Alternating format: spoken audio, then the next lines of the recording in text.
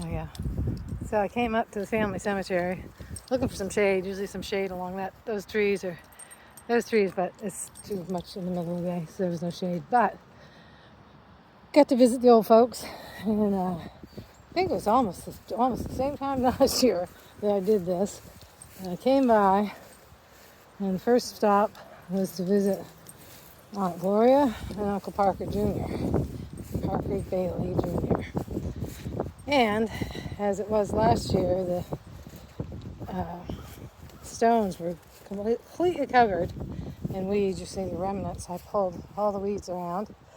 There's Gloria. And her roses there was a little teeny rose bush that I think the girls, one of their daughters, put between the stones. And it has just taken over. But they are pretty.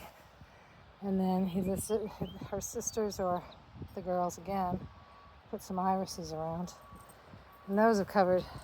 They're fine, except there's so many weeds mixed in, you couldn't see the prettiness of it. So I'm gonna see if the girls want to come out. Their daughters want to come up and dig everything up and try to replant it in a way that's neater and maybe will not overgrow. But I mean, that's the problem. These folks here got this dead tree they need to haul out, and then everybody, got some lilies, and it's overweeded if you don't come do it. And then there's Gordy, Uncle Gordon, Nora's son. He was a horseman. He was a famous groom trainer at the local racetrack here, doing the Surrey horses, the horses that pulled the little Surrey thing behind them. They did us to put those, so that was the type of racing it was. What the heck was it called? There's a name for it now. I can't remember what the name for it was. Surrey races, but something else.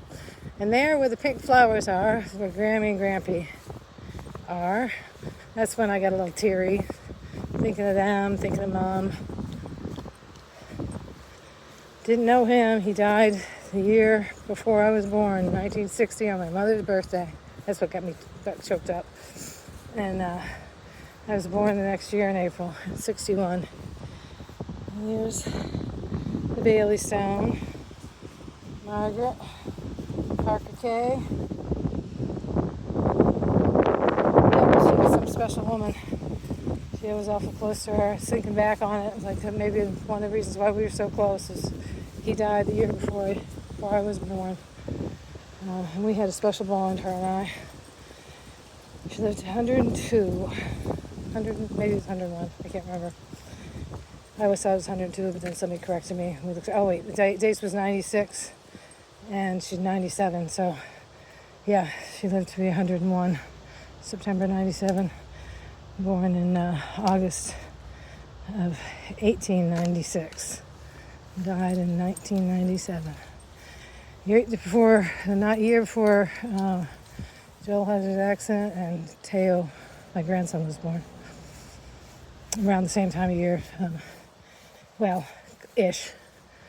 Anyway, and this is great Grammy Morin and Grampy Morin. Oh, and there too, one was an infant and one was a 4-year-old that passed when they were young. Well, obviously infant and 4-year-old. There. Alan G. Morin, Ellen M. Morin, his wife. She was a McCarthy or Roach, I can't remember. Those are the two surnames. She was a McCarthy, I think, and then McCarthy was from the Roach family. 1965. I had no idea she lived 4 years after I was born, and he died 10 years before I was born. And there's his two children, Gordon W., who must have been who Uncle Gordy was named after, and then Annie. And I remember my grandmother telling me about Annie, her little 4-year-old sister who died. I think she said the flu, influenza, back in 1912, when they couldn't pneumonia and stuff set in, and there wasn't much they could do. Come on, no respirators, no antibiotics, nothing really, except to keep the fever down and help them the best they can with steam. And I don't even know if Vicks Vapor Rub was around then. I don't think it was. Anyway, that's our day today. Now we're going to get out of here because there's no shade and I've got all hot from weeding. So Taki likes it up here. She knows there's critters in the woods. She likes to haunt, but I won't let her haunt. Huh, get it? Symmetry? Never mind. Bad joke. Thanks for being with us. Right, Taki?